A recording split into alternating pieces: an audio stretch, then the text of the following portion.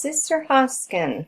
So here is my capstone project. I have some extra slides in here because this has been a project I've been developing over the semester to share with proprietor of the business that I've been marketing, which is Basking in Health, which my husband is the owner of. So I helped him to develop the company vision and the company mission statement. And we had 5 primary goals that we were working on during the semester. And I'm not sure if you want me to read these and discuss them in detail or just kind of point them out to you. I'm not quite sure how, there's not details on how you want this PowerPoint to evolve. So I'm just going to brisk through them really quickly.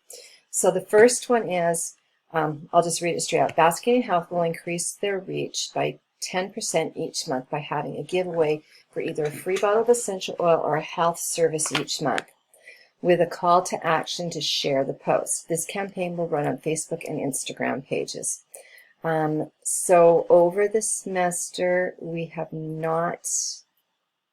about 15% reach over the whole semester versus I was hoping 40%. But we'll just keep at it.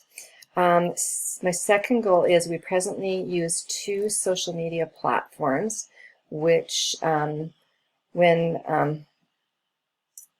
we post social content on one platform, I try to do a teaser or a cross post and send them to each. So if I post on Facebook, I try to send them to Instagram because I'm hoping that they'll follow us and we'll get more views of both pages. And I was hoping again that we get a 10% increase on that, which didn't happen. And I always invite them to follow us on the other platform. So our third goal is that we will increase engagement by 10% a month by having weekly video-based features on essential oils. And I try to do things every week with focusing on something that's, for example, in April, there's 4 offerings by doTERRA. There's Melissa Oil 10% off, On Guard 10% off. If you purchase so much product, you get a free clementine oil, and their marketing, they just released their Mother's Day essential oils that are very more perfume based than other usages. So that's the and then the call to action button would be learn more. So our fourth goal is to develop a professional brand. We want, with Lauren being an LPN and adding this third revenue stream of foot care and being in his client base for that will be a new marketing persona, buyer persona, which will include seniors that aren't able to take care of their feet anymore and diabetics. So we want to really focus on wellness and health issues and topics by posting on our blog for that. And I am also going to try cross-posting on LinkedIn and Medium and see if we get more of a following using those 2 platforms versus just our blog. So the goal will be focusing on brand development, increasing followers and engagement, and again, we're hoping that contributes to the growth of our platforms by 10%.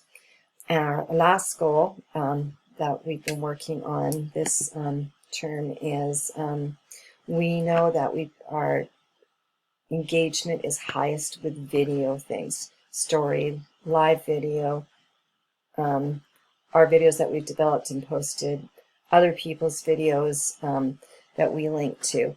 They encourage storytelling engagement, and we want to try and have a campaign where we get our customers to, if they're comfortable with it, to videotape their foot care and maybe take a piece out of it, like if Lauren's dealing with a tricky ingrown toenail or a bunion or a corn or that kind of thing. Or with the detox foot baths, just kind of the toxic soup at the end and what's in it and how they feel and that kind of thing. And we'll give them a little bit of a discount, a $5 discount on their next service. So hopefully it'll have them come back too. So at the beginning of the semester, the two marketing personas that we were dealing with was our primary marketing persona was your, your kind of middle-aged mom that wants to be as healthy as possible and is very busy and is also concerned about everybody else's health. And our 20-somethings are our secondary persona, the ones that are really focused on, they're going to be our yoga people, our vegans, our outdoor enthusiasts, our traveling people, our people that focus on really eating well, and just so that will be basically our two marketing personas. I've also included a SWOT analysis to share with my husband, and then I've got 4 pieces of content that were my favorites. This one is just on the verge of being ready to be launched on Monday, and it's for Mother's Day, and it's a giveaway for a 10 milliliter roll-on of doTERRA's combination oil called Beautiful. It's blend that they call Beautiful. And then it's got your typical things for getting your name in for the draw and to increase your things. So, comment below what makes your mother beautiful, like the post, tag your friends, share your hashtag, share the hashtag beautiful, the beauty of motherhood. And again, that one starts Monday and will run till May 8th. So I don't have any statistics on analytics on that post. The second one is my detox foot bath that have the same applications as our satisfied customer posts. And we got, I think, what did I say we got on this one? Between 125 and 175 views on this one, which is higher than normal for our posts at this time. Then this was my favorite content for the semester. I liked the play on with the Ruby Red Slippers and the Wizard of Oz, and we're kind of musical theater geeks around here. And I posted the content, the text that I applied to 3 slides, and I wanted to try playing with stories on Instagram and Facebook to see how if we got more engagement with that type of post than with your text and picture post. Unfortunately, I think it didn't get any engagement at all, and I think it was more the timing on it. I think I'm going to rerun it as an organic or as a paid or a hybrid ad, just as everybody's coming out of the social distancing.